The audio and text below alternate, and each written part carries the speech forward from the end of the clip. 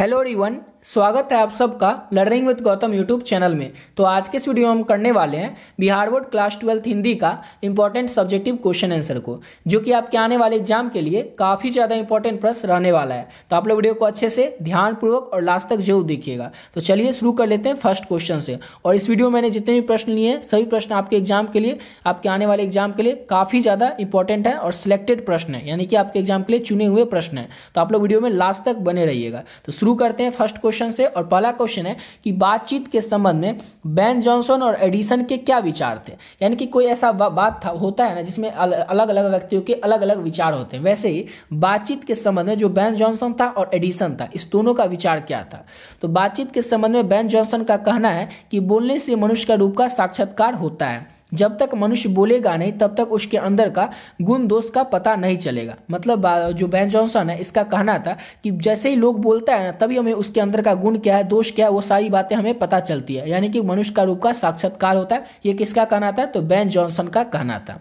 और एडिसन का कहना था कि असल बातचीत जो होती है ये केवल दो व्यक्तियों में ही हो सकती है। इसका तात्पर्य ये हुआ, इसका मतलब ये हुआ कि जब दो व्यक्ति होते हैं तो अपना दिल एक दूसरे के सामने खोलते हैं। 3 से अधिक लोग जो होते हैं तो बातें लंबी हो जाती है। और ये आप लोग खुद अनुभव किए होंगे कि जब दो दोस्त बात करता है तो क्या होता है, दो दोस्त खुल करके बात करता है, अपनी सारी बातें बताता है एक दूसरे को। लेकिन जैसे ही वहां पर कोई तीसरा व्यक्ति आता है तो आप जो अभी पर्सनल कुछ बात करते रहे होंगे उस बात को आप लोग चुप हो जाते हैं और फिर कुछ अलग से कुछ और बात करने लगते हैं। यानी कि खुलकर आप लोग बात नहीं कर पाते हैं। तो सेम वही कहना था एडिसन का कि असल बातचीत जो है ना केवल दो व्यक्ति में ही हो सकती है। और बेन जॉनसन का कहना था कि जो बातचीत होता है इसी के माध्यम से किसी भी व्यक्ति के अंदर का क्या गुण है, क्या खूबी है, क्या दोष है, ये सारी बातें हमें पता चलती है। तो कुछ भी नहीं है, इसको बस एक वर्ड में आपको याद रखना है कि बेन जॉनसन का कहना था कि बातचीत से ही मनुष्य के रूप का साक्षात्कार होता है। और एडिसन का कहना था कि असल बातचीत केवल दो व्यक्तियों में ही हो सकती है। बस इतना आपको याद रखना है। समझ गए? चलिए अगला क्वेश्चन करते हैं।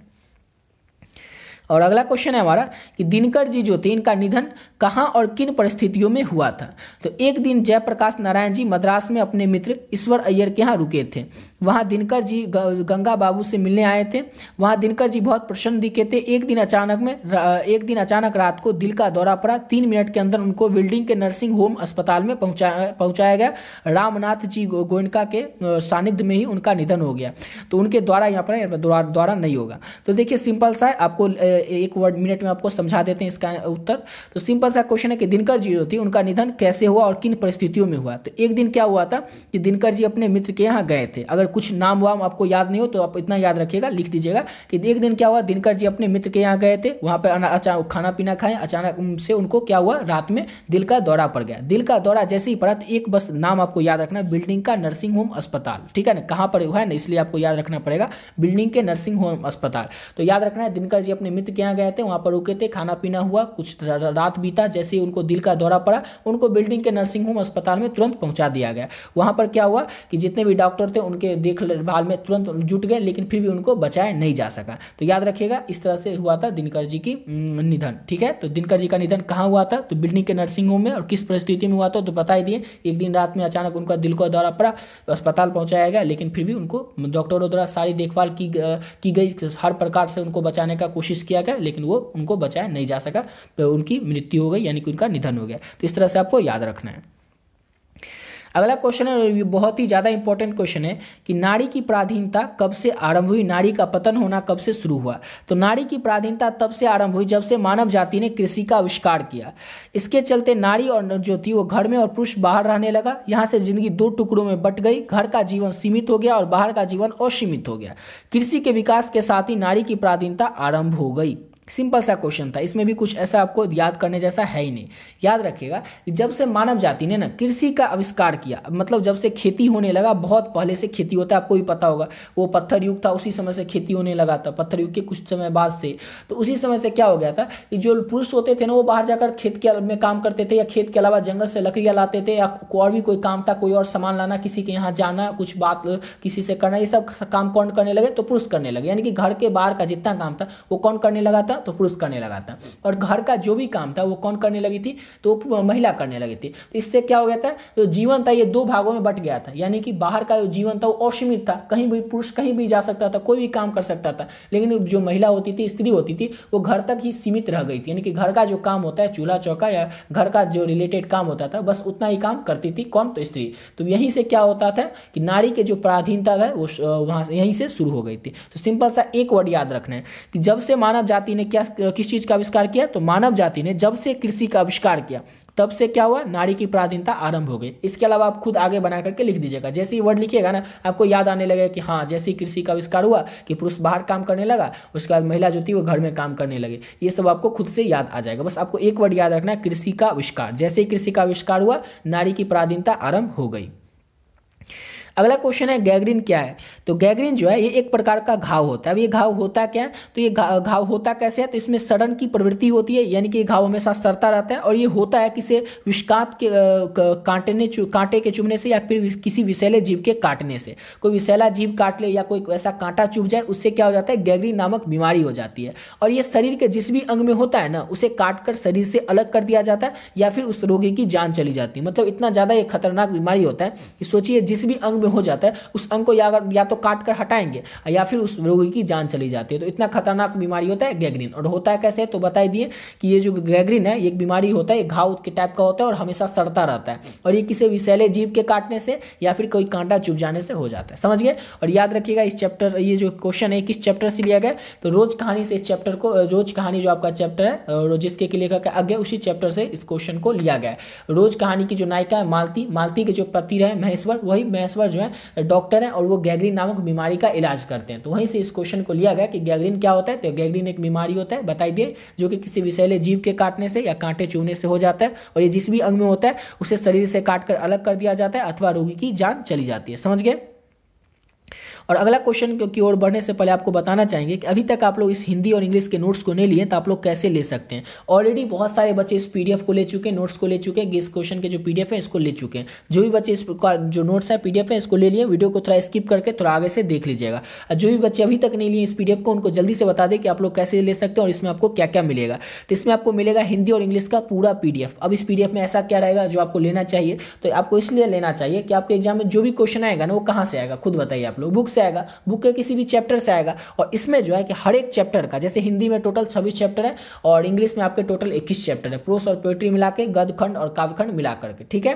तो जितने भी चैप्टर है ना, हर एक चैप्टर का जो भी क्वेश्चन है, चाहे वो ऑब्जेक्टिव हो या सब्जेक्टिव हो, सब्जेक्टिव में भी चाहे वो लघु उत्तरीय हो या दीर्घ उत्तरीय हो, सारा का सारा प्रश्न इसमें ऐड कर दिया गया, हिंदी और इंग्लिश दोनों में सेम इसी तरह से।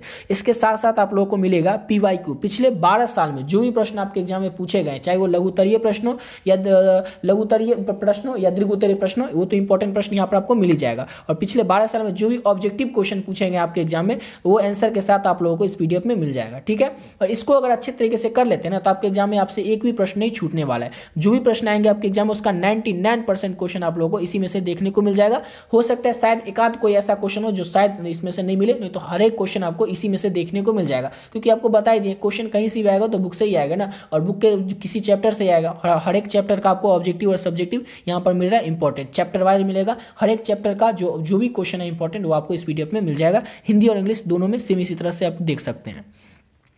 अब लेना कैसे है, तो इसका जो पीडीएफ का प्राइस है वो केवल और केवल 30 रुपये रखें। इतना कम इसीलिए ताकि हर एक स्टूडेंट ले सकेगा, अफोर्ड कर सकेगा। अब आपको मिलेगा कहाँ पे, कैसे ये पीडीएफ को लेना है, तो आपका जो व्हाट्सएप नंबर है ना उस व्हाट्सएप पर आपको ये पीडीएफ मिल जाएगा। ये नंबर है 7903820891। इस नंबर पर आप लोगों को क्या करना है, फोन पे, गूगल पे, पेटीएम किसी माध्यम से आपको 30 रुपये पे कर देना है। और जैसे आप लोग 30 रुपये पे कीजिएगा, इसका स्क्रीनशॉट लेकर के आपको क्या करना है, इसी नंबर से जो व्हाट्सएप है उस व्हाट्सएप पर आपको स्क्रीनशॉट भेज देना है और एक मैसेज कर देना हिंदी और इंग्लिश, जिससे ये पता चल जाए कि आपको हिंदी और इंग्लिश का पीडीएफ चाहिए। और ये जो पीडीएफ है जैसे आप पे कीजिएगा, स्क्रीनशॉट भेजिएगा, मैसेज कीजिएगा हिंदी और इंग्लिश, आपको तुरंत आपके व्हाट्सएप नंबर पे ये पीडीएफ भेज दिया जाएगा। और अगर इस पीडीएफ को अच्छे तरीके से तैयार कर लेते हैं तो आपसे एग्जाम में एक ही भी प्रश्न नहीं छूटने वाला, चाहे वो हिंदी का हो या इंग्लिश का हो। तो जो भी बच्चे अभी तक इस पीडीएफ को नहीं लिए वो ले सकते हैं और अपने एग्जाम की तैयारी और ज़्यादा बेहतर ढंग से कर सकते हैं। चलिए बात है अपने अगले क्वेश्चन पे। अगला क्वेश्चन है कि भगत सिंह को विद्यार्थियों से क्या अपेक्षाएं हैं। तो भगत सिंह की विद्यार्थियों से काफ़ी सारी अपेक्षाएं, क्या क्या अपेक्षाएं। तो भगत सिंह को ऐसे देश सेवकों की आवश्यकता है जो देश पर तन मन धन से अर्पित होगा, तन मन धन अपना अर्पित कर सके और अपना सारा जीवन देश की आज़ादी या विकास के लिए न्यौछावर कर दे। और ये सिर्फ ये जो काम है कि अपना तन मन धन पूरा अर्पित कर देना देश की सेवा में, ये काम सिर्फ विद्यार्थी या नौजवान ही कर सकते हैं, ऐसा भगत सिंह का मानना था। नौजवान ही क्रांति कर सकते हैं, अतः विद्यार्थी पढ़े और साथ ही साथ पॉलिटिक्स का भी ज्ञान हासिल करे और जब जरूरत पड़े तो मैदान में कूद पड़े और अपना जीवन देश की सेवा में लगा दे। तो यही सारी अपेक्षाएं विद्यार्थियों से अमर भगत सिंह की। सिंपल सा क्वेश्चन है, इसमें भी आपको याद करने जैसा कुछ नहीं, बस आपको समझना है। समझना बस इतनी सी बात है कि भगत सिंह की विद्यार्थियों से क्या सारी क्या क्या अपेक्षाएं। तो भगत सिंह की काफ़ी सारी अपेक्षाएं, जैसे कि भगत सिंह का मानना है कि जितने भी विद्यार्थी हैं ना, वो अपना जो विद्यार्थी है वो अपना सारा जीवन, अपना सारा तन मन धन सब कुछ अपनी देश सेवा के लिए अर्पित कर दे। और भगत सिंह का मानना है कि अपना सारा जीवन अर्पित कर देना देश सेवा के लिए, ये काम केवल और केवल कौन कर सकते हैं। तो विद्यार्थी ही कर सकते हैं, नौजवान ही क्रांति ला सकते हैं। इसलिए भगत सिंह कहते हैं कि विद्यार्थी पढ़े, खूब पढ़े, लेकिन साथ ही साथ पॉलिटिक्स का भी ज्ञान हासिल करें। और जब भी देश को उनकी जरूरत हो, विद्यार्थियों की जरूरत हो, तो विद्यार्थी जो है वो पॉलिटिक्स का ज्ञान हासिल कर ही चुके होंगे, तो क्या करेंगे, मैदान में कूद पर जाएंगे और अपनी जान की बाजी लगा देंगे देश की सेवा के लिए। तो यही सारी अपेक्षाएं हैं भगत सिंह की। समझ गए, इसमें भी याद करने जैसा कुछ नहीं, बस आपको समझना है। अगला क्वेश्चन है, बिटिया से क्या सवाल किया गया। तो बिटिया से सवाल किया गया कि आसपास यानी परिवेश में लोहा कहाँ कहाँ है, अर्थात लोहे की उपस्थिति और लोहे के सामान कहाँ कहाँ पर है। सिंपल सा क्वेश्चन है, इसमें भी आपको बस समझना है कि बिटिया से सवाल क्या किया गया था, क्वेश्चन क्या पूछा गया था। तो बिटिया से सवाल किया गया था कि हमारे आसपास में ना लोहा कहाँ पर है, हमारे आसपास में लोहा की उपस्थिति कहाँ पे है। और इसका अगला एक क्वेश्चन भी है कि बिटिया लोहा कहाँ कहाँ पर पहचान पाती है। तो बिटिया करछुल में पहचान पाती है, जो दरवाजे का साकल होता है, यानी कि उसका जो कब्जा होता है, उसके बाद दरवाजे में लगी हुई जो कील होती है, इस सभी जगहों पर बिटिया लोहा पहचान पाती है। और याद रखिएगा, ऑब्जेक्टिव में आपसे पूछ सकता है कि लोहा किस चीज का प्रतीक है। तो लोहा याद रखना है क्रम का प्रतीक है, काम का प्रतीक है। तो सिंपल सा क्वेश्चन था, बिटिया से क्या क्या सवाल पूछा गया। तो बिटिया से सवाल पूछा गया कि हमारे आसपास, हमारे परिवेश में कहाँ कहाँ पर लोहा की उपस्थिति है। अब अगला क्वेश्चन है हमारा, पंच परमेश्वर के खो जाने को लेकर कवि चिंतित क्यों है। तो पंच परमेश्वर को खो जाने को लेकर कवि निम्नलिखित कारणों से चिंतित है। पहला कारण है कि पहले जब भी कोई बात विवाद होता था ना, तो गांव में पंचायत के माध्यम से उनका निपटारा होता था, लेकिन आज सभी न्यायालय का दरवाजा खटखटाते हैं। पहले क्या होता था, अब मूवी में देखते होंगे, काफ़ी सारी जो पुरानी मूवी है उसमें आप देखते होंगे कि कोई भी बात होती थी तो पहले क्या होता था, पंचायत लगाया जाता था और पंचायत के माध्यम से उस बात का निपटारा किया जाता था। लेकिन आज छोटी से छोटी कोई बात हो जाती है, मतलब उतनी कोई बड़ी बात भी नहीं हो, छोटी से छोटी बात हो तो लोग कहाँ चले जाते हैं, गांव को छोड़ करके, पंचायत को छोड़ करके वो न्यायालय चले जाते हैं, कोर्ट चले जाते हैं। और न्यायालय की जो प्रक्रिया होती है, आप सबको पता है कि न्यायालय पर तो में यानी कि कोर्ट में तो तारीख पर तारीख आती रहती है, वो प्रक्रिया बहुत ही ज़्यादा जटिल होती है, मुश्किल होती है। न्यायालय की प्रक्रिया में पीड़ित का जो समय है, धन है और श्रम है, इसका बर्बादी होता है। ये सबको पता है कि न्यायालय की जो प्रक्रिया है, वो कोर्ट का जो ऑर्डर आता है, वो जो कोर्ट का फैसला आता है, उसमें कितना ज़्यादा टाइम लग जाता है, कितना ज़्यादा समय लगता है, कितना ज़्यादा धन लगता है, महंगे महंगे वकील करने पड़ते हैं और कितना चक्कर काटना पड़ता है, कितना मेहनत करना पड़ता है, कितना श्रम करना पड़ता है, ये सब तो आपको पता ही है। तो न्यायालय की प्रक्रिया में ये सब चीज़ की बर्बादी होती है। तो इसी को लेकर, जो पंच परमेश्वर को लेकर, इसी कारण से कवि चिंतित है कि पहले क्या होता था, ये तो आपको बता दिए कि गांव पंचायत में सारा बात का निपटारा हो जाता था। अब पता ही है कि न्यायालय की प्रक्रिया बहुत ज़्यादा जटिल हो गई है। तो इन्हीं सभी कारणों से जो पंच परमेश्वर को लेकर कवि जो है वो चिंतित है, खो जाने को लेकर कवि चिंतित है। अगला क्वेश्चन है, उत्सव कौन मना रहे हैं और क्यों मना रहे हैं। तो उत्सव जो है वो शहर में रहने वाले सामान्य नागरिक जो होते हैं, जैसे हम आप हैं, वैसे लोग जो होते हैं वो उत्सव को मना रहे हैं। और क्यों मना रहे हैं, तो उत्सव मनाने के निम्नलिखित कारण है। उनको यह पता है कि उनकी सेना ने विजय प्राप्त कर लिया और वो युद्ध क्षेत्र से वापस आ रही है। उन लोगों को सच बात तो बिल्कुल पता ही नहीं है कि इस युद्ध में मारे गए लोगों के विषय में उनको कुछ पता ही नहीं है। देखिए, सिंपल सा क्वेश्चन है कि उत्सव कौन मना रहे हैं। तो अगर हमारा देश, भगवान न करे, लेकिन ऐसा कभी होता है कि हमारे देश का किसी के साथ युद्ध हो जाए और युद्ध से वो जीत कर वापस आएंगे, तो जैसे ही वो वापस आएंगे तो इससे क्या हो जाएगा, हमारे देश में खुशी की लहर होगी और जो सामान्य से सामान्य नागरिक होता है, नॉर्मल से नॉर्मल लोग होता है, वो भी खुश होता है। तो जो उत्सव है वो कौन मना रहे हैं, तो उत्सव जो है वो शहर में रहने वाले सामान्य नागरिक, सिंपल लोग जो है, नॉर्मल लोग, हमारे आपकी तरह, वो लोग उत्सव मना रहे हैं। और उत्सव क्यों मना रहे हैं, क्योंकि उनकी जो सेना है उन्होंने विजय हासिल कर लिया और वो युद्ध क्षेत्र से वापस आ रही है। लेकिन उनको जो सामान्य लोग हैं उनको तो ये पता ही नहीं है, कि बिल्कुल पता ही नहीं कि ये इससे वो तो जो आ रहे हैं वो तो ठीक है, लेकिन मारे कितने गए ये बात की उनकी इस बात के बारे में, इस विषय के बारे में उनको तो कुछ पता ही नहीं है। तो इसको बस आपको अच्छे से इतना ही याद रखना है। समझ गए? उत्सव मना रहे हैं सामान्य लोग, और मना क्यों रहे हैं? क्योंकि उन जो सेना है हमारी, यानी कि जो इस चैप्टर के माध्यम से जो लेखक बताएं, जो सेना ने क्या किया, विजय प्राप्त कर लिया और वो युद्ध क्षेत्र से वापस आ रही है। तो इन्हीं सभी कारणों से जो लोग हैं वो सामान्य नागरिक वो उत्सव मना रहे हैं। इसी के साथ वीडियो पे कंप्लीट करते हैं। आशा करता हूँ आप लोग वीडियो अच्छा लगा होगा। मिलते हैं नेक्स्ट वीडियो में नए वीडियो के साथ। और आपको बता दें कि ऊपर जो PDF बताएं उसको जरूर ले लीजिएगा, जो भी बच्चे अभी तक नहीं लिए। उसमें जितना क्वेश्चन है अगर उसको कर लेते हैं तो आपके एग्जाम में सारा का सारा प्रश्न आप लोगों को उसी PDF से देखने को मिल जाएगा। ठीक है, तो मिलते हैं नेक्स्ट वीडियो में नए वीडियो के साथ।